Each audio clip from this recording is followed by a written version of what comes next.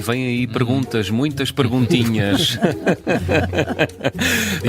Difíceis. Será que são de difícil resposta? Vamos ver. Bom, para a Comissão de Inquérito de hoje convidámos Helena Ferro de Gouveia, jornalista, comentadora de assuntos internacionais, foi também administradora da agência Luz. Olá, Helena, bom dia, bem-vinda. Bom dia. Olá, bom dia a todos. Bem-vinda, é um gosto. Vamos recapitular as regras deste jogo, que não é bem um jogo, mas que é um jogo. É um jogo. Vocês vejam lá. As regras... É mais um jogo do que uma verdadeira comissão de inquérito. Bom, então as regras são as seguintes. Vamos fazer aqui várias perguntas, 5 perguntas. Resposta certa, 5 pontos. Resposta errada, 0 pontos. Se pedir ajuda e acertar, 2 pontos. No fim, ganha a Alemanha. Exato.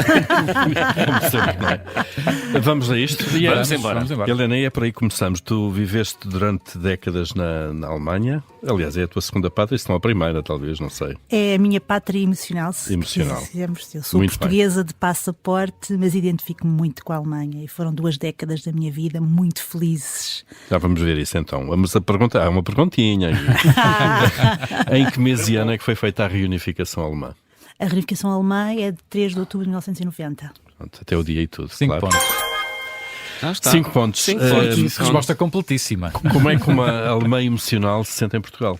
São 2 países O diferentes. regresso devo dizer que foi difícil. Eu sempre fui muito germanófila, eu aprendi alemão para poder ler Kant no original. Sempre fui um bocadinho croma e, portanto, queria ler Kant, sou kantiana, queria lê-lo no original e comecei a aprender alemão. Depois surgiu a possibilidade de ir para a Alemanha e por 5 anos acabei por ficar... Ou seja, nada te ligava lá? Nem Nada me raízes ligava lá. familiares, Não, nem apenas nem o gosto pela literatura e pela filosofia alemã, porque a Alemanha é o país dos poetas, dos pensadores, e eu desde muito nova fui muito sensível a essa questão. Sempre li muita poesia alemã, sempre gostei muito do Thomas Mann, uma vez mais o Kant, o Heidegger, os grandes filósofos são todos alemães.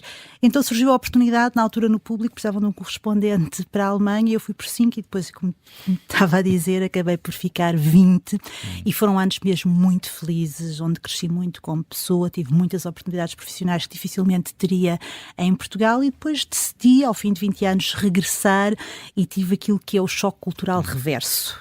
Eu saí de um Portugal, portanto, nos anos 90, no início dos anos 90. Ainda subdesenvolvido, de alguma maneira, muito atrasado. Mudou muito e mudou para melhor. E essas mudanças são notórias. Mas, portanto, voltei em 2017, mas estava habituada à sociedade alemã, onde as coisas, apesar de muito burocráticas, funcionam, há uma solidariedade enorme entre as pessoas, onde um sim, um não é um não, e não deixam a pessoa eternamente no limbo do talvez, do não dar resposta. Portanto, há ali uma série de diferenças, mas pronto, entretanto decidi voltar e estou muito bem no meu país também. Helena, Claro. e na sociedade portuguesa, existe alguma germanofobia, alguma incompreensão do que é a Alemanha, de como funciona a Alemanha, e isso deve-se a quê? Há um enorme desconhecimento em relação à Alemanha. E isso ficou notório na altura da Troika, que aliás tem voltado à discussão pública. De todos os meses regressa. Mas pronto, voltou agora muito recentemente. E eu estava na Alemanha, quando foi da Troika, eu lia coisas nos jornais portugueses e ouvia os discursos dos políticos alemães e não eram a mesma coisa, porque não eram. Portanto, havia aqui há um desconhecimento muito grande em relação ao país, e ainda há um conjunto de preconceitos e de clichês associados à Alemanha. É ver que os alemães são frios, não são nada, que não têm sentido de humor. Não é verdade, têm um humor belíssimo, um humor bastante pesado, bastante negro, mas divertidíssimo. Tem um carnaval fantástico, muito melhor do que os nossos carnavais portugueses. Colónia. E muito mais antigo, o de Colónia, por exemplo, mas o de Mainz também. Portanto, há um conjunto de tradições que não são conhecidas, e pronto, ainda há um bocadinho a olhar para a história e pensar, parou-se ali, portanto, em 1945, e a Alemanha de 45 para cá fez um percurso, portanto, invejável, em vários pontos de vista, portanto, do ponto de vista como desenvolveu a sua sociedade, tornou-se, por exemplo, num país muito generoso. Se nós pensarmos, a Alemanha, em termos, portanto, de contribuições para a ajuda ao desenvolvimento, é o segundo país a nível mundial. Portanto, há aqui uma sociedade que é muito generosa, muito sensível a causas, muito evoluída a vários níveis, muito culta. Em todo lado há um coro, há uma orquestra. As orquestras das escolas, eu lembro dos colégios das minhas filhas, eram absolutamente extraordinárias. Portanto, não havia quase diferença entre ouvir uma orquestra escolar e ouvir uma orquestra profissional. Portanto, há aqui uma grande sensibilidade para um conjunto temas e temas civilizacionais que me parecem, portanto, importantes, e acho que podemos aprender com a Alemanha. Como diria o Kant, há um certo Volksgeist. Exatamente, Espírito do povo, não é? Exatamente. 5 pontos, 5 pontos já cá cantam, não é? Sim, exatamente. E vamos Luís. continuar aqui um pouquinho também na Alemanha, pelo menos aqui nesta pergunta. Eu acho que dificilmente saímos da Alemanha. Helena, como é que se chama a principal empresa pública de radiodifusão da Alemanha? A ARD. ARD? Eu tinha aqui a Deutsche Welle. A Deutsche Welle é internacional. A Ok. ARD Então é estatal. Então vamos dar como correto. Mas a posso resposta- explicar o a sistema resposta- mediático. Vamos ao som. Pronto, está a correr Vocês 5 pontos. põem-se a fazer perguntas sobre a difíceis, Alemanha. é complicado, isto é muito complicado. Mas, Lá está, no fim ganha sempre a Alemanha. exatamente, mas esta pergunta, na verdade. Depois ficam com medo, depois ficam com medo de contrariar. Não, mas na verdade esta pergunta tem a ver também com um pouco do teu trabalho em relação à rádio. Ajudaste a desenvolver uma rede de rádios dos povos indígenas da Bolívia, diversas rádios locais no Bangladesh, também a rede de notícias da Amazónia. Tens comentado muito na televisão, passaste pelos jornais. Rádio, televisão, jornais... Qual é a paixão maior, ou se é que existe alguma? São todas. Eu gosto muito de escrever e acho que os jornais permitem ou permitiam uma densidade na análise e, por exemplo, em termos de reportagem que por vezes a televisão não permite. A rádio é uma paixão, porque nós conseguimos fazer tudo com a voz, com o som, e de facto gostei muito dos meus anos de rádio. A televisão é o meio mais imediato e de alguma forma continua a ser o meio mais influente. São meios diferentes. Eu movimento-me bem em todos eles e gosto de todos eles, mas tenho uma paixão muito especial pela rádio, e parte da minha vida foi precisamente, eu também moderei programas de rádio e estive no lugar onde vocês estão agora, e gostei muito de ajudar a formar estas redes de rádio. Então os 3 anos que passei na Amazónia foram absolutamente extraordinários, não apenas pelo sítio em si, mas foi porque a rádio ali tem um impacto direto na vida das pessoas, faz a diferença. Portanto, as rádios que a Rede de Notícias da Amazónia é uma rádio, aliás, é uma rede de rádios que vai desde Belém até São Gabriel da Cachoeira ou até Cruzeiro do Sul, que faz parte da Amazónia Legal, portanto, porque há a Amazónia Física e depois há a Amazónia Legal, que integra alguns estados que não fazem parte do estado da Amazónia. E tratando de questões de direitos humanos, dos direitos das populações indígenas, coisas muito básicas como dizer os médicos, porque os médicos, portanto, viajam também de barco, vão estar no sítio X. A rádio está mais próxima das pessoas. Está muito próxima das pessoas e dar avisos, portanto, tudo isso. E foi muito interessante formar aquela rede de rádios com pessoas muito corajosas, porque a Amazónia, nós temos uma ideia romantizada da Amazónia. A Amazónia é um terreno muito difícil, porque há muitos conflitos sociais. Eu lembro-me de ter estado lá na reserva, portanto, em Boa Vista, e nós queríamos passar, portanto, estávamos lá com a FUNAI, que é a Organização de Indígenas, só se pode entrar com a Organização de Indígenas, e estávamos a dar formação, portanto, aos Makuxi, que é uma tribo indígena que vive lá, e depois queríamos voltar a Boa Vista e as 8 pontes que existiam tinham sido queimadas pelos arrozeiros.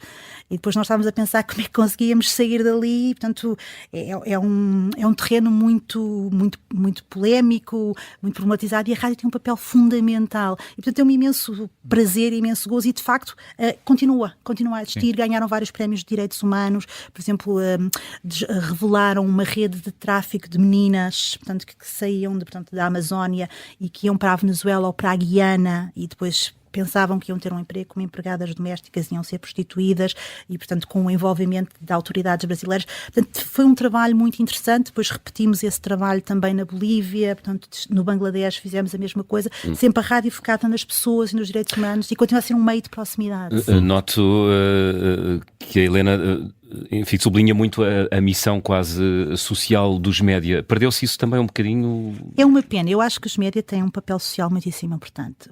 Antes de mais, são um garante da democracia, e continuo a acreditar piamente nisso. Apesar de todas as ameaças que sofrem, e eu não vejo as redes sociais como substitutos dos média, vejo-as como algo que nós, portanto, que existe e que temos que lidar com elas, e onde muitas vezes a informação está presente primeiro, mas também tem muitos riscos. Os média e os jornalistas têm um papel fundamental, portanto, no informar, mas para isso têm que estar informados, que é algo que eu também tenho, neste momento sou muito crítica, porque acho que há muito jornalista mal informado, portanto, mas tem este papel social que me parece fundamental, portanto, o de informar, mas também de alguma forma o de formar, não é de ser paternalista. E de mediar de alguma maneira. Guiar, de alguma Mediar. Mediar e dar condições para as pessoas pensarem, que eu acho que é o que se perdeu muito com esta rapidez. Entrou-se na roda de hamster e é tudo tão rápido, que as pessoas nem pensam. Se uma agência noticiosa faz um erro, como já tem acontecido, É reproduzido. é reproduzido Em segundos está em todo em lado. segundos. Claro. E isso preocupa-me, porque eu continuo a acreditar E depois que há não é aqui corrigido. E depois, mesmo que seja corrigido, Dificilmente não tem a já mesma está. difusão que tem o erro original. Exatamente. Oh, Por isso é que eu sou Helena, defensor do slow journalism, do jornalismo lento. Mas... A televisão, mesmo assim, continua a ser o meio mais influente, dizia há pouco. E a Helena, uma prova disso é que a Helena se tornou um rosto conhecido dos portugueses nos últimos tempos, com as suas participações nos programas de comentário. Qual é que é o lado negativo? Como é que tem sentido o lado negativo dessa exposição e dessa influência que a televisão continua a ter? O lado negativo. Vou começar pelo lado positivo, porque eu sou um bocadinho anárquica. O lado positivo é eu poder explicar as coisas que são complexas de uma forma mais simples, ou pelo menos é isso que eu vejo como o meu trabalho. Podia usar a linguagem complexa das relações internacionais ou da ciência política, falaria para pares ou para uma franja muito pequena de população. Opto, e é uma escolha minha, por tentar simplificar sem ser simplista. Isto acho que é positivo e também é um bocadinho dar instrumentos às pessoas para pensar, e procuro, pelo menos na minha análise, trazer aspectos menos focados, e o facto de ter mundo, e passo a falta de modéstia, ajuda-me neste tipo de análise, porque entre os livros e a aplicação no terreno há uma distância muito grande. O lado negativo, naturalmente que as pessoas gostam de nós quando nós dizemos aquilo que elas estão à espera portanto, que nós digamos, ou quando reforçamos as suas próprias crenças, mas quando nós temos posições críticas ou contrariamos o mainstream, aí passamos a ser, portanto, alguém que é alvo de ataques. Eu não tenho problema nenhum em lidar com ataques, não tenho problema nenhum em lidar com que as pessoas pensem de forma diferente da minha. Agora, tenho um problema sério em que isso não seja feito com argumentos e que as críticas sejam dirigidas à minha pessoa, e isso com mulheres é muito mais grave, porque a quantidade de insultos, gorda, ódio, feia, velha, e ameaças de morte, que é uma coisa absolutamente abstrusa, que se recebe. Algumas que são risíveis, outras que são menos risíveis, e eu sei que noutros países passou-se daquilo que supostamente, portanto, é uma piadola nas redes sociais para fatos concretos, e isso preocupa-me. Isso é o lado negativo, se quisermos, da televisão. E que é potenciado, amplificado pelas redes sociais. E eu considero que no espaço público se pode discutir tudo, mas há regras civilizacionais, e ao tratar o outro como pessoa, discordo da opinião, discordo do pensamento, não deixa de ser uma pessoa, e vou discutir argumentos. E isso passa-se muito com mulheres, o ataque a mulheres, e é por isso que há tão poucas mulheres. É mais virulento. Já vamos falar das mulheres daqui a pouco. Muito bem. 10 pontos. Helena, 10 pontos já. Deixa-me só Sim, sublinhar sim. então que a Deutsche Welle é o canal internacional Exatamente. da ARD, que é, digamos assim, a RTP da Alemanha. É a digamos RTP assim. da Pronto. Alemanha, e depois tem a ZDF, que seria um bocadinho a RTP2. A Alemanha Pronto. tem um sistema mediático um bocadinho complexo. Pronto, fica Feito o tudo- esclarecimento. feito Muito esclarecimento. bem. 10 pontos. Helena, li alguns nas tuas redes que gostas muito do ciclo de óperas O Anel de Nibelungo. Dos Nibelungo, sim. De Wagner. A pergunta é, como se chamava o Nibelungo? Ai, agora. Posso? Joca. Ajuda? Pedes ajuda. Muito bem. 3 hipóteses. 3 hipóteses. Chamava-se Albrich, chamava-se Alfred ou chamava-se Heinrich? E eu aqui pus o meu melhor sotaque alemão. O Heinrich está ótimo. Ora, eu estou entre o A e o C. Confesso que não me recordo. Vou jogar à sorte, vou jogar no A. No A. Está certo. Muito bem. bem. A estrelinha. Fantástico. Era a memória lá Muito ao bem, fundo. muito bem. O Alfred não podia ser, porque não é um nome wagneriano. Portanto, sobravam esses dois por uma questão de lógica, mas não me recordava de Não facto. é um nome do tempo dos elfos. Não. Olha, Helena, há uma longa discussão na Alemanha, não vamos entrar por ela, se Wagner influenciou ou não o nacionalismo alemão. Houve eleições recentemente, eleições estaduais na Alemanha, com a AfD, a extrema-direita fascista e racista, a ganhar num Estado. Está a crescer a extrema-direita na Alemanha. Quem é que vota na extrema-direita alemã? Já conseguiste perceber? De alguma forma, sim. A extrema-direita está a crescer na Alemanha, não é um fenómeno novo. Estes fenómenos não são novos e não acontecem de um dia para o outro. Temos um contexto social específico, o leste alemão, e temos estes dois Länder, portanto, estes Estados Federados onde houve eleições agora, a Turíngia e a Saxónia. Curiosamente, a Saxónia tem uma história muito peculiar na Alemanha, que era conhecido como o Estado onde não se sabia nada, porque estava sempre isolado da Alemanha, e o Estado onde Putin começou a sua carreira como espião, mas é aqui um à parte. Portanto, a AfD ganhou na Turíngia, ficou em segundo lugar na Saxónia.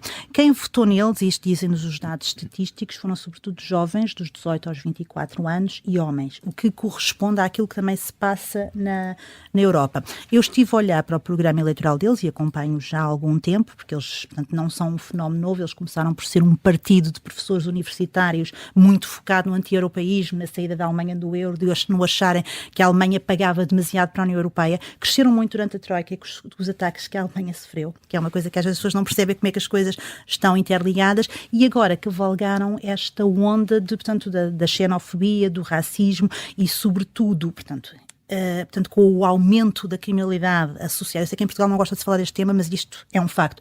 A criminalidade associada a determinados grupos populacionais, nomeadamente a comunidades muçulmanas, e não estou a falar da comunidade turca que está na Alemanha desde os anos 50 e que está muito bem integrada, aliás, como outras comunidades muçulmanas estão bem integradas, mas houve, portanto, uma chegada recente de algumas comunidades muçulmanas que estão associadas portanto, a um aumento de criminalidade. E quando eu falo de criminalidade, falo dos esfaqueamentos, falo dos atentados terroristas e falo, por exemplo, de ataques com ácido contra mulheres. Só para dar aqui 3 exemplos. Naturalmente que estes partidos de extrema-direita, e a AfD em particular, que é um partido que nós às vezes utilizamos a expressão extrema-direita de uma forma muito leviana. Há partidos populistas e há partidos de extrema-direita. A AfD é um partido claramente de extrema-direita, que usa claramente uma retórica nazi, aliás já foi condenado em tribunal pelo uso dessa retórica nazi, e portanto aproveitou, por um lado, a insatisfação com o governo central, porque há insatisfação, um sentimento que existe no leste da Alemanha de falta de um governo autoritário. A Universidade de Leipzig fez um estudo muito interessante e concluiu que os alemães de leste sentem a falta de um dirigismo central, sentem a falta de algum autoritarismo. Tiveram durante décadas. Tiveram, porque eles passaram de uma ditadura, e lá está, o conhecer-se a Alemanha ou não se conhecer. A Alemanha de leste passou da ditadura nazi imediatamente para a ditadura comunista, e a unificação alemã em 1990 parece muito tempo, mas historicamente e geracionalmente não é. Certo é que este partido também está a ganhar raízes, portanto, muito preocupantes no Ocidente alemão, portanto, na antiga Alemanha, se quisermos. Aliás, a última sondagem que eu vi dizia que se houvesse eleições este domingo, os democratas cristãos da CDU ganhariam as eleições, mas a AfD seria a segunda força política.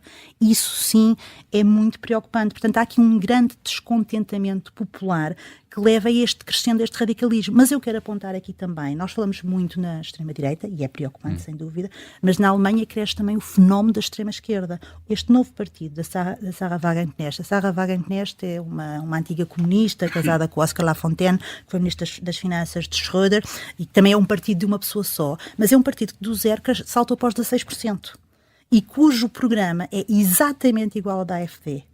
Pró-russo, portanto, retirar a Alemanha da União Europeia, a NATO tem a culpa de tudo, portanto, anti-Ucrânia completamente, só varia naquilo que é política económica. Mais nada. Onde é que estão os moderados na Alemanha, Helena? Neste momento, os moderados estão nos democratas cristãos, é o que nos dizem os analistas políticos alemães. O SPD está dilacerado internamente, tem uma ala moderada, mas tem uma ala esquerdista que muito tem prejudicado o partido.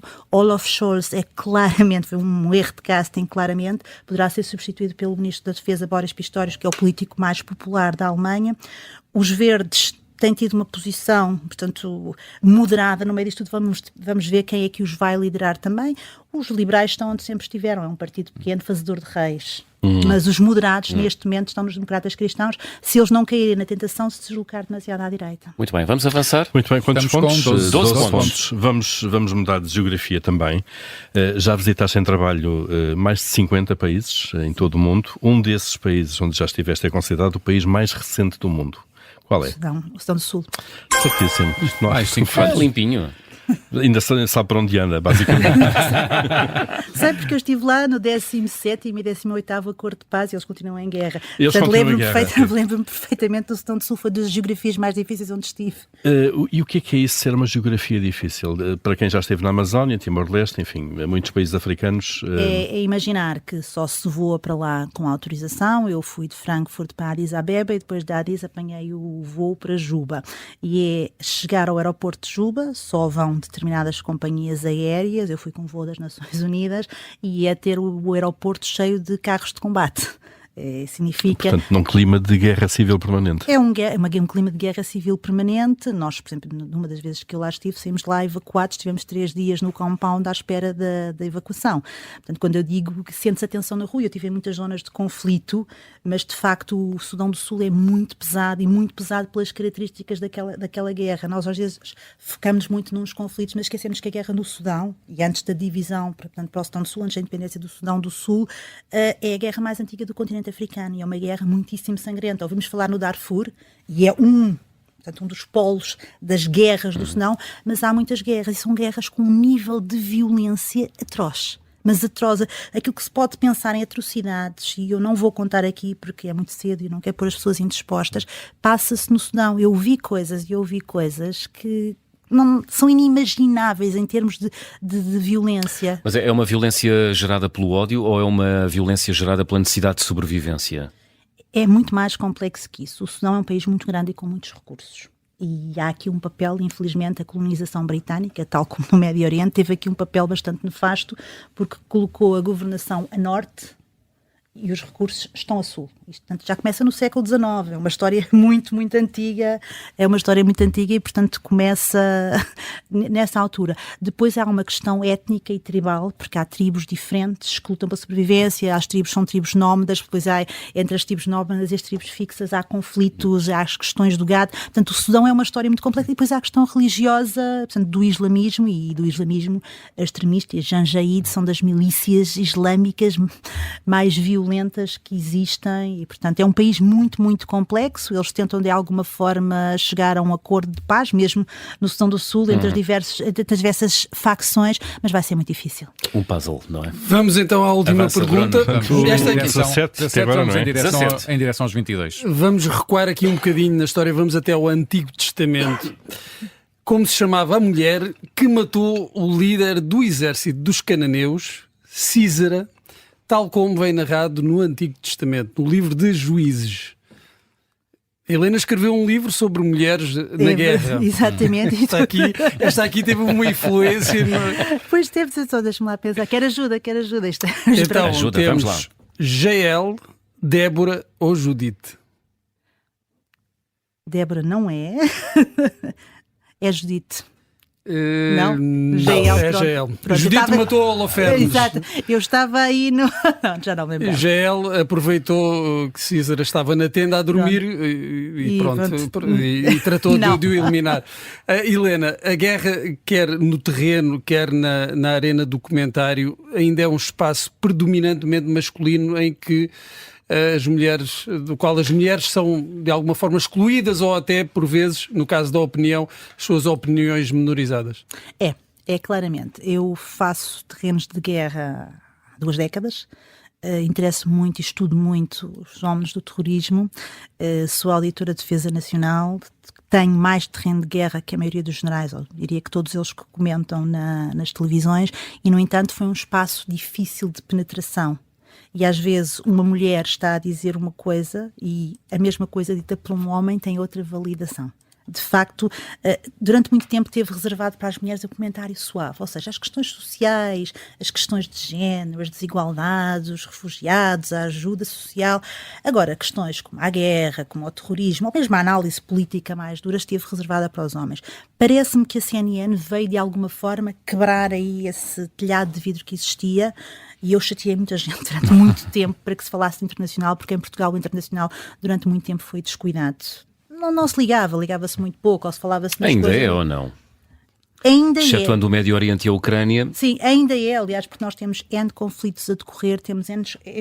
Bangladesh, em 2017, olha, afinal foi na altura em que estive lá também. Portanto, houve aqui um hype com o Bangladesh, com os Rohingya. O problema continua, eles continuam em Cox's Bazar, continuam a ser perseguidos, há problemas gravíssimos, desapareceram completamente, portanto, do mapa, se quisermos, do radar. Aliás, o Bangladesh fala-se agora porque está a haver confrontos, portanto, internos, mas de resto não se fala. Mas estas questões, portanto, mais mais masculinas ou masculinizadas continuam a ser... Historicamente mais masculinizadas. Eu estava a dizer, a CNN aqui veio de facto quebrar um bocadinho esse telhado de vidro e convidou várias mulheres para comentadoras, e eu parece-me que todas elas trazem aqui um aporte diferente, um aporte qualificado e tão válido como o de qualquer Mas ainda homem. há resistências. Há resistências, claramente há resistências. Aliás, às vezes, e eu vejo transversalmente as televisões, às vezes continua a haver painéis só masculinos a discutir determinados assuntos. E confesso que há muitas mulheres qualificadas para participarem na discussão, para estarem no espaço público, para darem opinião, para ajudarem a fazer análise. Depois também vejo muitas vezes muitos homens, sem ofensa aos quatro que aqui Não, é que estão. tu vieste na altura, este estúdio costuma ser paritário, mas a Carla e a João estão de férias. Não, mas não há, eu sei que vocês são paritários, mas estou-me aqui a meter. Mas às vezes vejo muitos homens que não estão a fazer análise, estão a dizer coisas como se estivessem no café. E, portanto, uma mulher não é permitido isso, aliás, tem que ser duplamente melhor ou triplamente melhor que um homem. Para ter espaço. Para ter espaço, sim. Muito bem, chegamos ao fim, Helena. 17 pontos. 17 pontos. 17 tão pontos. fraquinho. Não, foi bom, média, foi bom, dentro foi da média, ótimo, foi ótimo. Foi ótimo e, sobretudo, a quantidade Melhor de que muitos conhecimento. Adorei. Helena, foi um gosto. Até à próxima. Até à próxima. Obrigado, Um gosto. Obrigada a Helena. todos. Adeus. Obrigada.